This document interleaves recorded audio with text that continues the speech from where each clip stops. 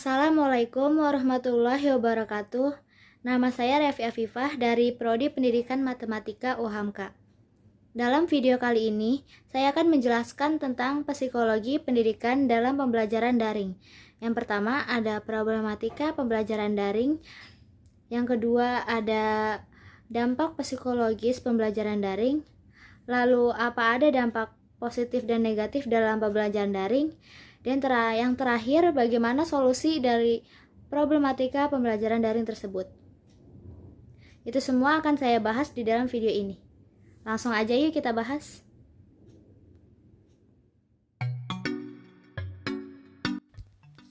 Problematika pembelajaran daring. Yang pertama, materi yang disampaikan secara daring belum tentu dipahami oleh semua peserta didik. Materi biasanya disampaikan melalui e-book, PPT, dan video agar dapat mudah dipahami. Tetapi peserta didik dapat memahami berdasarkan tafsiran dan sudut pandangnya sendiri. Yang kedua, yaitu terbatasnya kemampuan guru dalam menggunakan teknologi pada pembelajaran daring. Karena tidak semua guru dapat mengoperasikan komputer dan yang lainnya. Yang ketiga, terbatasnya guru dalam mengkontrol saat berlangsungnya pembelajaran. Ada peserta didik yang pada awalnya mengisi daftar hadir, tapi setelahnya tidak aktif sampai pembelajaran selesai. Yang keempat, peserta didik yang tinggal di wilayah yang tidak memiliki akses internet. Mereka tidak dapat menerima tugas yang disampaikan oleh gurunya karena tidak memiliki akses internet. Dan yang kelima, peserta didik yang tidak memiliki gadget.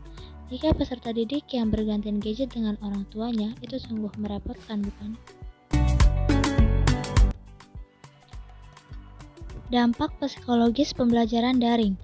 Dampak dari pembelajaran daring yaitu anak akan malas dan bosan, karena hanya melakukan aktivitas di rumah saja, sehingga bisa menimbulkan kondisi tertekan pada psikis anak dan berpotensi munculnya stres pada anak.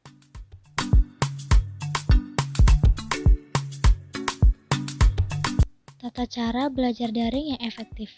Yang pertama, membuat daftar tugas yang harus dikerjakan.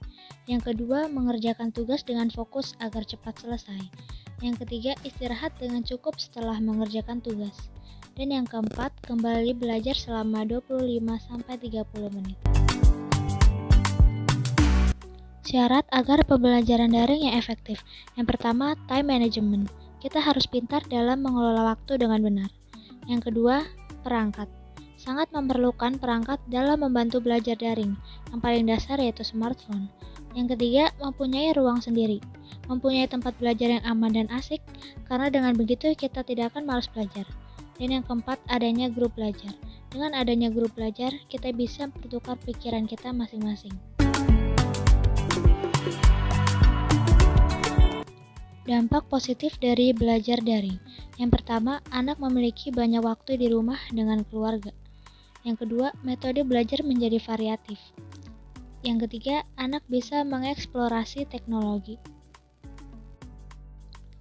Dampak negatif dari belajar daring. Yang pertama, anak terancam putus sekolah karena terpaksa bekerja untuk membantu perekonomian keluarga. Yang kedua, penurunan capaian belajar. Yang ketiga, keterbatasan kuota internet dan fasilitas yang digunakan dapat menghambat pembelajaran secara daring. Yang keempat, anak menjadi kurang bersosialisasi karena di rumah saja.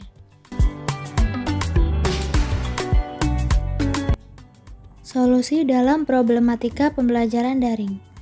Yang pertama, guru hendaknya menyiapkan materi pembelajaran semenarik mungkin. Maka dari itu siswa akan semangat dalam belajarnya.